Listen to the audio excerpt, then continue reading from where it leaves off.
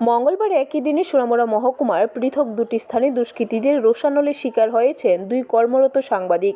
সাংবাদিকদের সঙ্গে দুর্ব্যবহার, গালিগালাজ, অভব্য আচরণ করা ছাড়াও দুটি ক্ষেত্রে এই দুই সাংবাদিককে প্রাণনাশের হুমকি দিয়েছে দুষ্কৃতীরা। এতে নিরাপত্তাহীনতায় ভুগছেন উল্লেখিত দুই সাংবাদিক।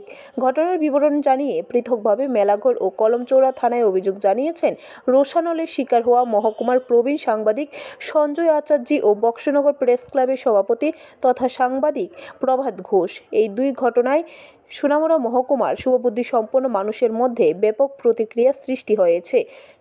মহকুমায় কর্মরত সাংবাদিকদের মধ্যে দেখা দিয়েছে চরম ক্ষোভ। আমি তো এখানকার যেমন দৈনিক সংবাদের করেসপন্ডেন্ট, পাশাপাশি আমি দৈনিক সংবাদের একজন এজেন্ট। সেই হিসেবে প্রতিদিনই আমি মেলাঘর বাজারের পত্রিকাগুলো আমি বিলি করি নিজেই।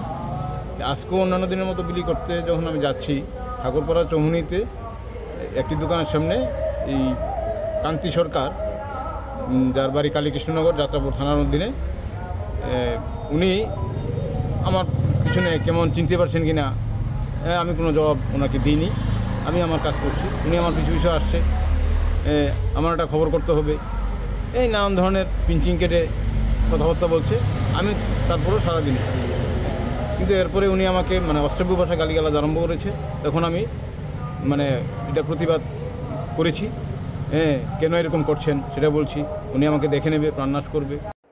ব্যুরো রিপোর্ট, খবর ত্রিপুরা।